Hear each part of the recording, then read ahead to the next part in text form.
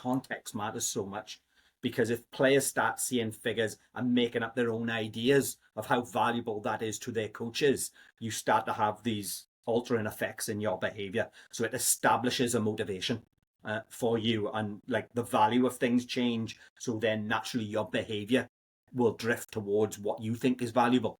And look, that in the context that I'm saying that is much more prevalent at lower levels of sport than the higher you go up the chain. Players have become more accustomed, like at elite level, it's about fine-tuning this, not presenting everything. These guys, and women playing at that level have already been conditioned in certain ways to perform at such high levels. But down at those lower levels, if we can get this information into our players at a much younger age and understand why do I want to drift in there? It's not that he shouldn't drift in there, because we don't want to create robots either. It's that he makes the right decision. He's drifting in there because it's a clear option for our team to open up an opposition or do something, not because I want the ball. And Sorry, Jay, it's funny because I go and watch my son play football on Saturdays, and you can hear the coaches shouting, "Get wide," and then you see the kids go and stand on the white lines. Not that wide, not that wide, and it's not what we say, it's what gets heard.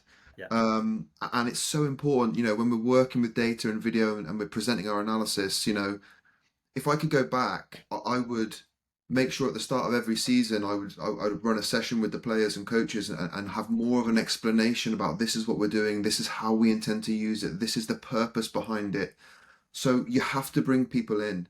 If you keep people on the periphery, they're going to be anxious about it, not sure about it, and then you don't establish a level of buy-in that you potentially need for them to make a behavioural change. Yeah. Sorry, yeah, just maybe. Yeah, no. I think you've closed that off lovely. It's that concept of, these kids, what's valuable to me, and if they don't understand the true value to the coach and what the coach is trying to achieve, and it's the not knowing. And I think when I talked about that environment earlier, it's about that shared information. It's about, safe environments don't mean these cuddly, hugging environments. It's not soft. It's not soft. Popovich, one of the greatest coaches in basketball, was a traditional hard coach. He had unbelievable outcomes, but he created a safe environment to challenge each other. Players could challenge what he was saying, the same as vice versa.